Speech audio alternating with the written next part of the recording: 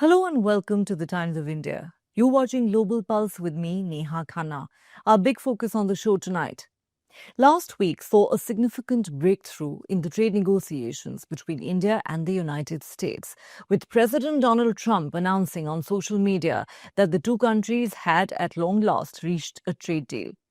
Amid swirling questions over what that trade deal really entails, India and the US over the weekend issued a joint statement that has revealed at least some of the fine print of the much talked about deal, which is expected to be signed in March.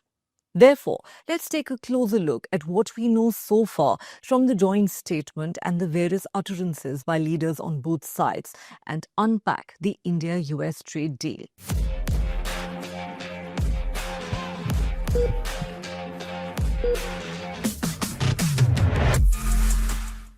The most obvious gain for India is this.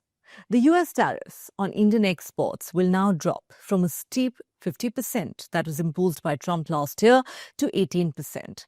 This will apply to exports of Indian textile and apparel, leather and footwear, plastic and rubber, organic chemicals, home decor, artisanal products, and certain machinery. There will be no tariff on several other exports, including generic pharmaceuticals, gems and diamonds, and aircraft parts. Also part of the deal are preferential tariff rate quota for automotive parts and negotiated outcomes for some generic pharmaceuticals and ingredients which are currently under a US investigation. While the sharp drop from 50% to 18% tariffs is more than welcome, critics point out that this is hardly reciprocal in nature, as US exports to India will face almost zero tariffs. Not only that, before Trump imposed the punishing 50% tariffs on India last year, US levies on Indian exports were under 5%. Therefore, they argue that the new rate of tariff is not exactly a gain for India. What does the US gain from this deal? A lot, it seems. Lower or no tariffs on exports to India of industrial goods and a wide range of food and agricultural products, including dried distillers' grains, red sorghum for animal feed, tree nuts, fresh and processed fruit, soybean oil, wine and spirits, and additional products. India will address trade barriers on US medical devices, non-tariff barriers on food and agricultural products, and eliminate restrictive import licensing procedures on technology and communication goods. And here's the real winner for the United States. India has committed to purchasing $500 billion worth of US energy products, aircraft and aircraft parts, precious metals, technology products, and coal over the next 5 years. The deal opens up India's $580 billion agricultural sector to US exports, including animal feeds derived from genetically modified corn, which could hurt Indian farmers and stifle indigenous substitutes. What's more, the United States has made it abundantly clear that under no circumstances can India continue buying Russian crude oil. If it does, the punitive 25% tariffs that was slapped on India by Trump can and will be reinstated. Instead, the US expects India to buy more American energy as well as Venezuelan oil, which is now completely under US control.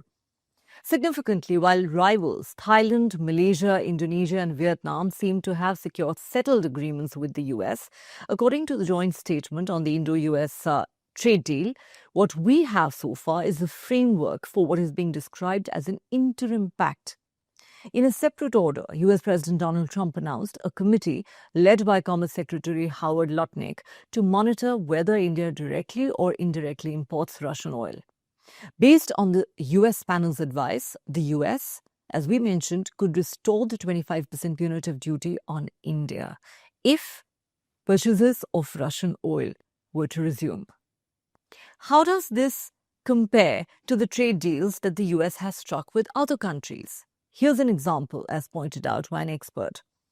If a Vietnamese consignment is suspected of laundering Chinese goods, it is marked out for higher tariffs. The specific supplier could be blacklisted. However, with regard to India, any perceived transgression could torpedo the entire deal. This could therefore mean that big US companies like Walmart might require factories in Tamil Nadu to sign affidavits pledging no use of indirect Russian energy. Exporters could demand snapback clauses in contracts to protect against sudden tariff spikes, just in case buyers sue them for non-adherence to pre-agreed prices.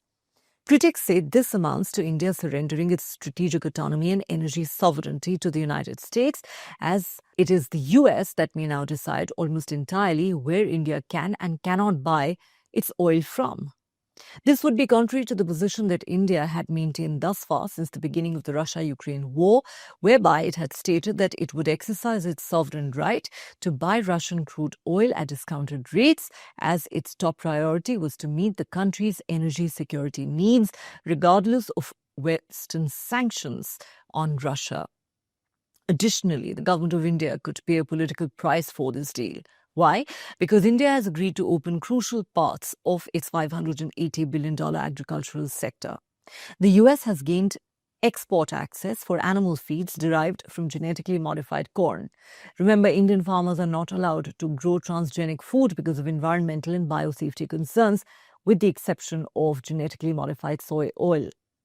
Now that the interim deal has promised concessional duties, genetically modified soy oil might enter India in even larger quantities. That could stifle any revival of indigenous substitutes like mustard or groundnut, already weighed down by imports of Indonesian and Malaysian palm oil. The US sees the deal as a clear win, with Agriculture Secretary Brooke Rollins saying that it would lift prices and pump cash into rural America. The US triumphalism is making farmers groups in India nervous. They have vowed strikes against what they are calling total surrender, fearing that the influx of US commodities will ultimately destroy the minimum support price system that serves as their safety net. Farmers in North India are a politically powerful lobby group with a history of successful anti-government agitation. Many have also expressed grave concern over India's pledge to buy $500 billion worth of American goods. They say a near doubling of imports from America will turn India's trade surplus with the US into a trade deficit. Even the vital pharmaceutical sector remains in limbo, with the US refusing to close its national security investigation into generic drugs. Experts say in the short term, India will be able to prevent widespread industrial closures in sectors like textiles and jewelry, and it won't have to boost fiscal spending to deal with job losses in those sectors. The government's bloated borrowing plan for the coming fiscal year will not spiral out of control. But the long-term impact of this deal, experts argue, could be harmful for Indian interests. Ajay Srivastava, former trade negotiator and founder of New Delhi-based think tank Global Trade Research Initiative, has called the deal an uneven exchange for India.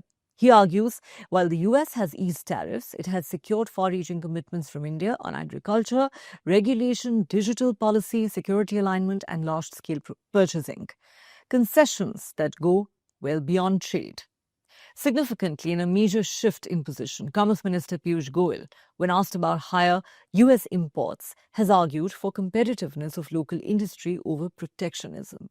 The India-US trade deal is expected to be signed in March, and speculation over what exactly it means for India is likely to continue for now.